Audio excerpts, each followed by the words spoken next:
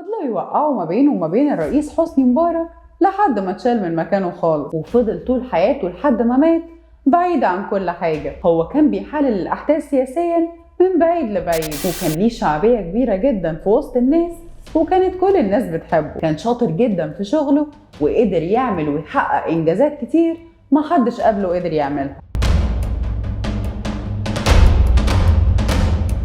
اتولد محمد عبد الحليم أبو غزالة في 15 يناير سنة 1930 في قرية زهور الأمراء مركز الدلنجات في محافظة البحيرة، واتخرج من الكلية الحربية سنة 1949. هو اسمه محمد أبو غزالة، بس الاسم اللي كان دايما منتشر ما بينه وما بين صحابه هو اسم ثروت. أصول عيلته بترجع لقبائل أولاد علي. أبوه عبد الحليم كان بيشتغل في مصلحة التليفونات ووصل لمنصب مدير المصلحة في اسكندرية، وأمه اسمها مبروكة وكانت ست بيت. بعد ما خلص دراسته الثانوية دخل الكلية الحربية واتخرج منها سنة 1949، وكان الأول على دفعته، ووقتها الرئيس محمد حسني مبارك كان زميله في الدفعة. ودخل أبو غزالة معهد المدفعية والهندسة في مدينة بنزا، وبعد كده دخل أكاديمية السلام في الاتحاد السوفيتي، وحصل على إجازة القادة للتشكيلات المدفعية سنة 1961. ده غير انه اتخرج من أكاديمية ناصر العسكرية العليا سنة 1972، وحصل على بكالوريوس التجارة وماجستير في إدارة الأعمال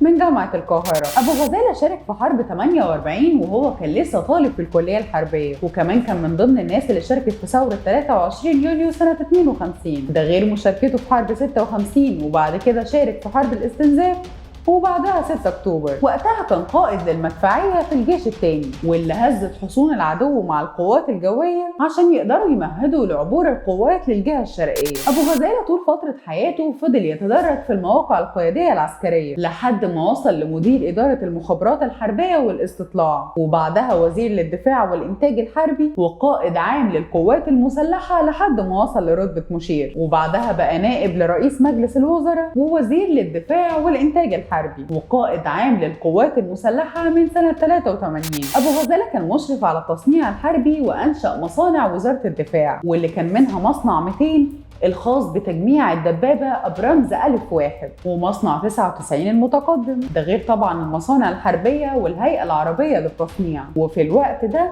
الإنتاج الحربي لمصر كان عظمة، وتعدت صادرات مصر العسكرية بقيمة بليون دولار سنة 1984. وكان أول واحد يفكر في إنشاء جهاز الخدمة الوطنية في القوات المسلحة، وعمل مصانع كتير للمواد الغذائية بحيث يكون للجيش اكتفاء ذاتي بنفسه، والفايض يتباع للشعب وبأسعار قليلة. وكمان فكر في إن الشباب اللي كانوا زيادة في التجنيد ممكن يقدروا يستفادوا منهم في مشروعات الخدمة الوطنية، وبكده يكون قلل من مشكلة وحجم البطالة وقتها. وكمان في الخدمة كانوا الشباب بيقدروا إنهم يتعلموا حرفة علشان أول ما يخلصوا الخدمة يكون ليهم مصدر رزق. وهو أول من اقترح بأن يكون في سكن للضباط، فبنى مدن سكنية كتير لخدمة الضباط والضباط الصف بالقوات المسلحة. فباقي الهيئات غارت وبدأوا إنهم يقلدوا فكرته، وده قلل كتير من حجم المضاربة في سوق العقارات. أبو غزالة عمل مشروع الخدمة الوطنية بعد ما فرنسا رفضت بأنها تدي أي طيارات في مصر إلا لما تسدد الديون اللي عليها، وطبعا كانت كتير جدا على مصر ومش قادرة إنها تسدها. وقتها أنشأ جهاز لتوفير شوية منتجات زراعية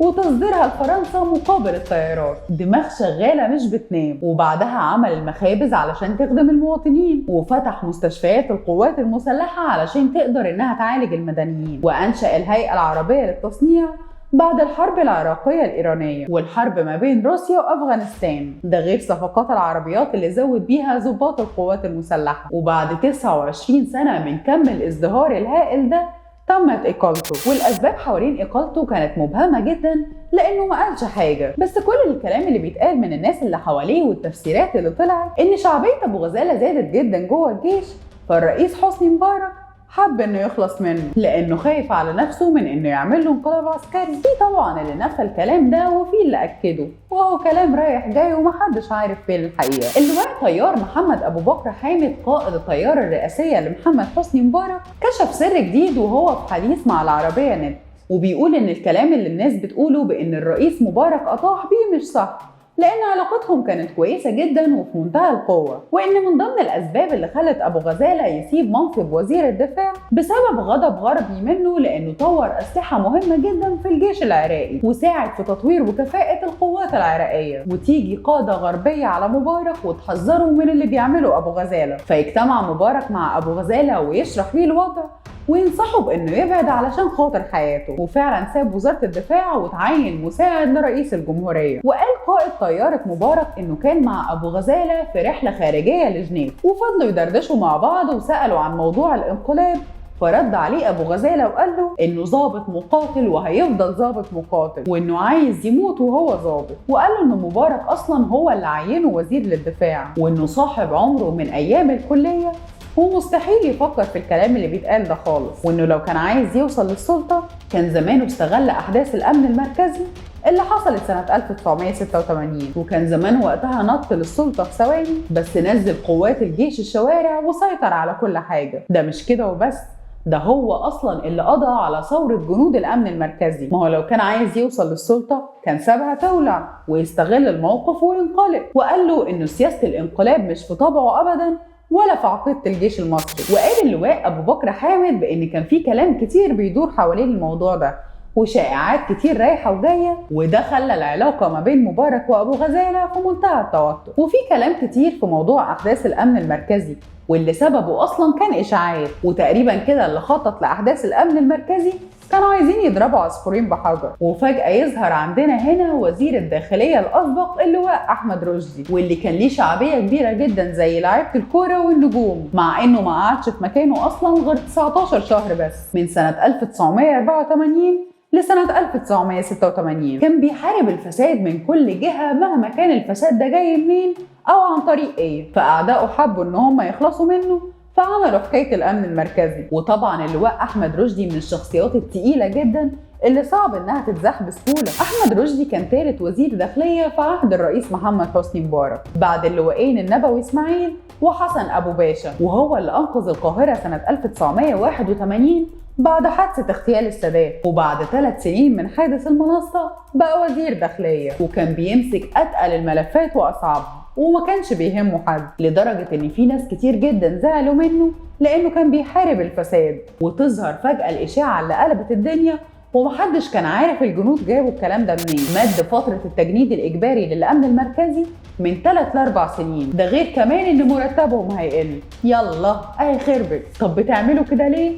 اصل في حملة لتسديد ديون مصر، والكلام رايح يمين وشمال لحد ما الدنيا اتقلبت ومبقاش حد عارف يسيطر على الموضوع. وفي يوم 24 فبراير سنة 1986 مساء بدأ التحرك من المعسكر للأمن المركزي في منطقة الأهرامات. وقتها خرج أكتر من 8000 مجند في مظاهرة احتجاجية، وتتطور الأحداث بعدها وتكون انتفاضة امتدت من 6 معسكرات مختلفة داخل الجمهورية يوم الثلاث 25 فبراير سنة 1986. وكانت الجنود شايطة ومحدش عارف يسيطر عليها، وكسروا أهم الفنادق اللي موجودة في منطقة الأهرامات، ده غير إنهم كسروا اسم شرطة الهرم وراحوا يكسروا في شوية محلات وولعوا لهم في شوية عربيات. وقتها حاول أحمد رشدي إنه يسيطر على الموضوع بكل ما يملك، بس للأسف معرفش، واستغل أبو غزالة الحادثة دي علشان يقدر يدافع عن نفسه قدام الاتهامات اللي بتقول انه عايز يمسك السلطة مكان حسني مبارك. وكان في إشاعات كتير حوالين ان أبو غزالة متورط في علاقات نسائية،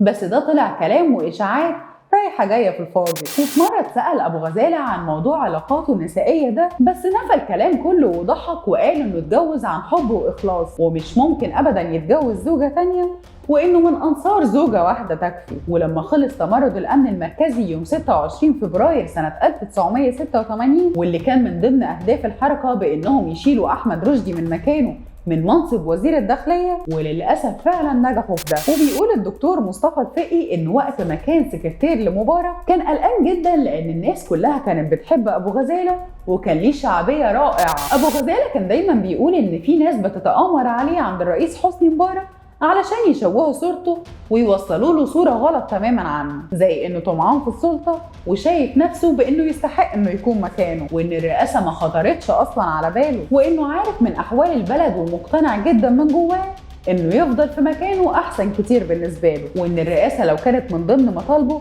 كان استغل أحداث الأمن المركزي، وكانت دباباته وقتها موجودة في كل شبر في العاصمة، ولو كنت أنا يعني طمعان فيها وخلاص عايزها كنت بعت أي ضابط برتبة ملازم يروح لاستوديوهات الإذاعة والتلفزيون ويطلع بيان وتنتهي القصة في 5 دقايق. ما هي مش حكاية يعني. وساعتها كان ليا شعبية كبيرة جدا عند الناس، والشعب كان هيموت ويرحب بده. سنة 1989 ما كانتش سنة عادية أبدا، وتقريبا كده هي اللي حطت نقطة النهاية في حياة المشير أبو غزالة، لأن السنة دي بالتحديد صدر قرار من الرئيس حسني مبارك بإحالته من منصب وزير الدفاع. أكتر سبب كان مشهور إنه بسبب مؤهلاته والكاريزما بتاعته، خصوصا يعني لما راح على أمريكا في نوفمبر سنة 1986 وطريقة الاستقبال الرائعة اللي استقبلوها له. ده ما استقبلهوش وزير الدفاع الأمريكي بس، ده كمان استقبله وزير الخارجية ومستشار الأمن القومي الأمريكي وجورج بوش نائب الرئيس ريغان، ده غير النواب اللي في الكونجرس. وشملت مباحثاته وقتها كل القضايا. وفضل أبو غزالة في سنينه الأخيرة مع نفسه، وكان دوره بس مقتصر على إنه يقدم مساهمات في التحليلات السياسية، وقدم مؤلفات عن فن الحرب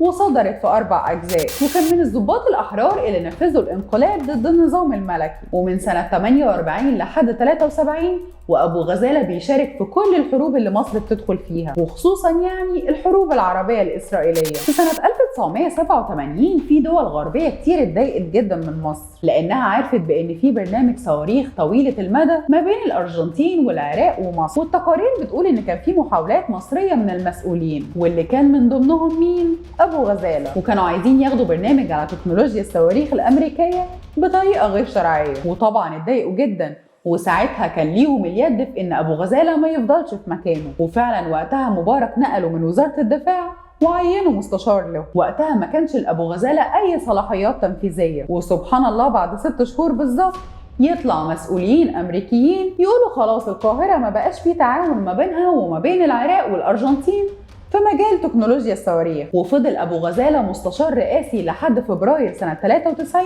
وبعدها استقال. ومات المشير محمد عبد الحليم أبو غزالة مع صراع كبير مع سرطان الحنجرة أثناء وجوده في مستشفى الجلاء العسكري في مصر الجديدة. وعلى الرغم من شعبيته الكبيرة جدا وحب الملايين ليه، إلا إن جنازته كانت غريبة جدا، لأن راجل مهم وتقيل زي ده وليه شعبية وسط الناس بالشكل ده جنازته ما تكونش أكتر من 10 دقايق. وكمان عدد اللي حضر الجنازة أقل من 200 شخص، واللي كان من ضمنهم محمد حسني مبارك وبعض المسؤولين. وكانت جنازته جنازة عسكرية في 6 سبتمبر سنة 2006. الحلقة دي انطلبت مننا كتير جدا، فما تنسوش اللايك والشير علشان توصل لأكبر عدد ممكن. كانت معكم شروق السرفي في برنامج الحكاية من البداية.